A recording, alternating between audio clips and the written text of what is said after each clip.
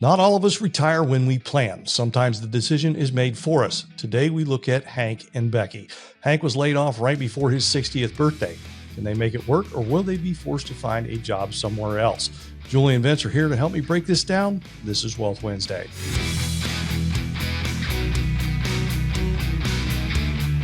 Hello, welcome back. This is Wealth Wednesday. Thanks for joining us today. If you'd like to learn more about our company, that is cfswv.com is our website, and you can also check out our other videos here on our YouTube channel at Commonwealth Financial. Today, I'm joined by Vince McManus, a financial advisor in Parkersburg, West Virginia, and Julie Daly, a financial advisor in St. Clairsville. We're going to look at a situation. Now, keep in mind, this is hypothetical. It's not an actual person. We have Hank and Becky. Hank was laid off at just before his 60th birthday, and here are some details about what we know. Both of them turned 60 in July. Combined, they have about $350,000 in 401k plans and $200,000 in a combination of CDs and a savings account. They've estimated their expenses to be about $67,800 per year. $16,800 of that is health insurance. At age 62, Hank gets $2,018 per month from Social Security, and Becky's age 62 benefit is $835. Julie, we're looking at a situation that oftentimes people encounter. They get caught up, get laid off, and they wonder, am I going to have to go back to work? What are we seeing here with Hank and Becky? Sure, Neil. So, unfortunately, this isn't an unfortunate situation, right? And we all have to be aware that sometimes things don't go as we have planned. So when we look at these situations, we need to think of terms of living to at least age 90. We factor in inflation for that. And then in retirement, you're most likely going to have more conservative investment returns and more conservative asset allocations. So when we look at, is your money going to last to age 90? Those are the things we factor in. So, but given what we know, this is a tough situation for them. If we define success as not running out of money during your lifetime, things don't look particularly good right now for them if they don't make some adjustments. So we've got a chart up here on the screen, and it's showing that the probability of their success of their money lasting is to age 82. So it's 82 to 100% probability of success that their money will last them until their age 82. But if you look at the far end of the screen, it's 0 to 60% chance that it would last them to age 90. So this is where we need to make some adjustments. Longevity risk is higher for Hank and Becky than some other clients. So we can be somewhat confident based on these assumptions that future returns, that again, their assets will last them to age 82. And that is actually statistical life expectancy. But we want to plan for longer than that. So, right at this point, the way things are, it's very unlikely that it'll last longer than age 82 at this point. So, Vince, retirement is a complex cash flow problem. Small changes can have bigger long-term impacts, don't they? Sure, they really, really do. And I always think it's important to talk to clients about expectations and set things accordingly and be honest with them from the get-go. We always want to set our plans probably to be somewhat conservative, and we make sure that we're saying that to clients up front, because again, I can have a client come in here and have some unrealistic expectations regarding returns, and I can basically make anything work out, but that's not doing well for anyone. We want to have all of our assumptions when we're building out a plan with someone based in reality, and we want to have real talk. And sometimes that happens to be a difficult conversation.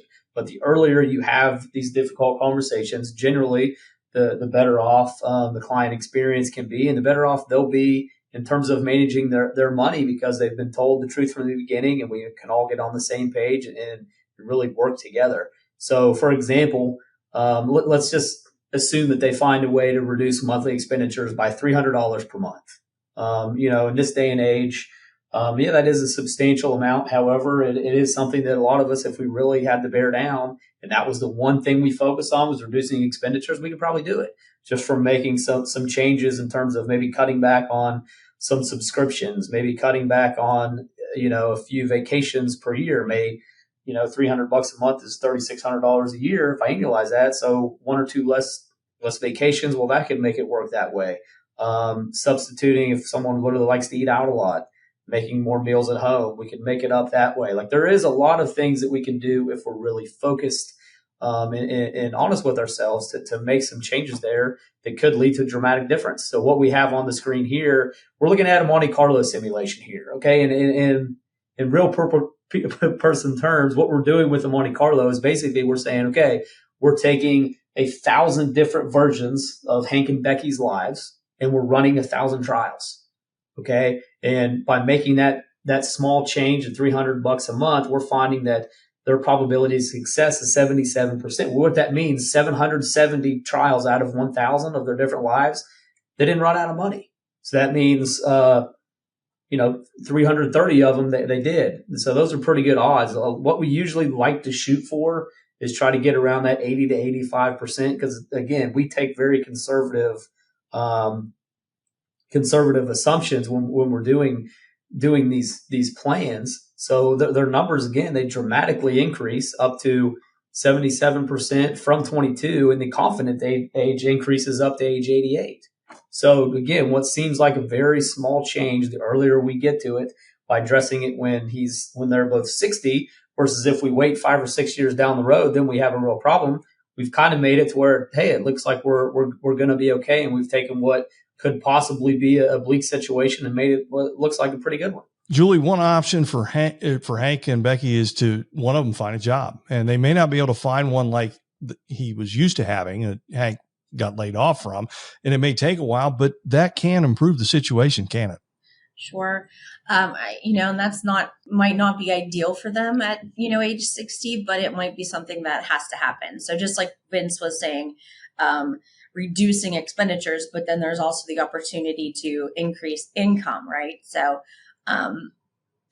we've made a couple of adjustments here to the plan, and we're assuming that Hank does find a job after 1 year of forced retirement. It doesn't pay as well as his prior career, but the good thing is that it has health insurance, and which can be a huge expenditure in retirement. So that's the good thing there. There's still some out-of-pocket costs for Becky's health insurance, but it's far less of an expenditure to them as a couple with him having a job that has health insurance benefits. So he can also delay his Social Security until his second retirement. So if you delay your Social Security benefits, you're going to get a higher payout when you do turn them on. So that's something else to consider. So with a couple of these adjustments, what we're seeing now, the chart on the screen, is the probability of success is now 82%. So if you take a look at the blue and the yellow, again, this is another Monte Carlo simulation. And what we want to pay attention to, I think, is the yellow. So that's below market returns. So even with a bad market in retirement, we're still at the same probability of success. So I think that's something to look at. So there's obviously the probability has now jumped from 22% to 82%. We're very happy with that. There's a lot more confidence in what we're seeing, that their assets will last until age 90. And their accounts will fare a lot better than if he did not get that second job or job after prior retiring. So, but all very important changes. Vince, the last major thing I want to touch on is one of the major what ifs we all face. What happens if Hank dies well before age 90, say age 73? How does this impact Becky? Yeah, this is a really common concern because, again, we're dealing with real life issues, and none of us are guaranteed anything, especially not the next minute on this earth, let alone the next 20, 25, 30 years. So it is important to plan for and use statistics as in terms of what our expected life expectancy is. But, we also have to prepare for some what ifs of having discussions related to one of the spouses passing away early and how that affects the plan. So it is a common concern and something that we obviously, deal with when we talk with people. So a few things to keep in mind when we look at this. So the Social Security amount, she will switch to survivor benefits, which will be a reduction in what they overall were getting. The two of them together were getting his benefits as well as hers. Now what she will switch essentially to his benefits. It'll be the greater amount. So there will be less income coming in. However, there also should be less expenses, right? I mean, instead of having 2 mouths to feed, you have one. So, those are the changes, and it always changes. And you really have to build this out specifically for families in general and get a little in the weeds here. But just generally, we can come in and make some changes in our planning software, and then we come up with a number. And based on the specifics that we're talking about here, again, it's not terrible. Is it perfect? No, it's obviously not. Again, we're really shooting for an 80 to 85% is the range that I feel pretty comfortable getting to. So with those changes, we end up being about 75%. But again, that's not a change that they made. That's just life happening with him, unfortunately, Hank, unfortunately, passing away early. So she seems that she'd be able to weather that storm okay, at least financially.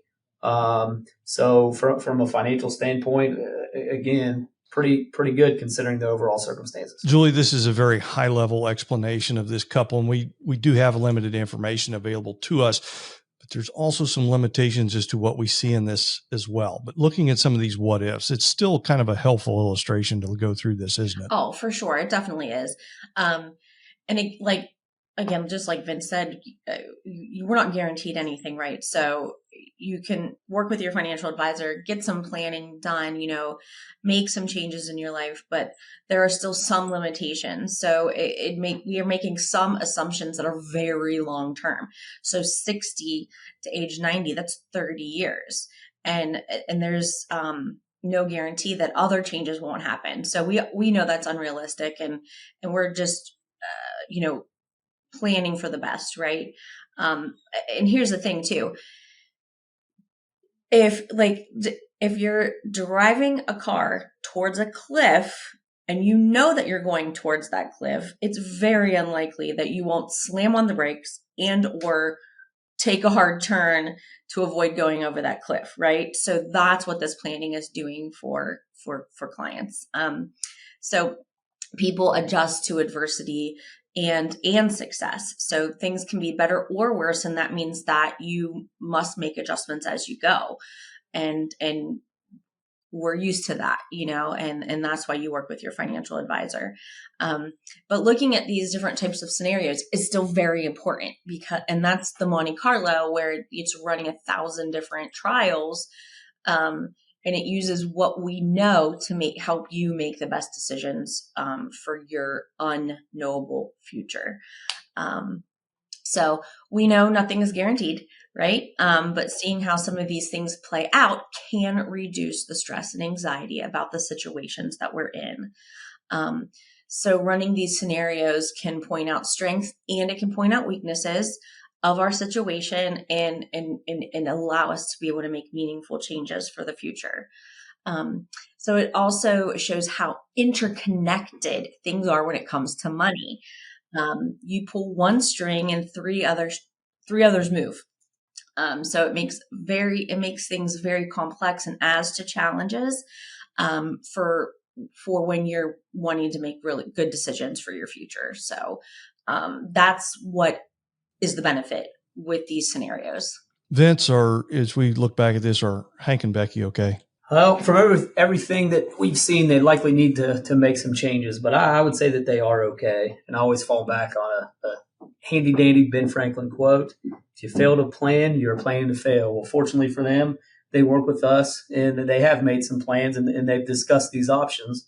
So whether one of them goes back to work, one of them finds health insurance, or whether both of them. Or if they just cut back on their spending a little bit, at least for a little while. If they make these adjustments, the sooner that they decide to make them, the shorter amount of time they need to make them, and the more likelihood that, hey, they're going to be okay. And in terms of having money issues and anxiety, they're not going to have them if they stick to the plan and make the small changes that we're going to suggest. Guys, thank you so much. And we have these charts on our website if you'd like to take a look at those, just to kind of give you an example of some of the things that we can do to help you plan for what lies ahead. If you'd like to connect with Vince or Julie, please visit us at cfswv.com. Thanks for watching. Have a great week.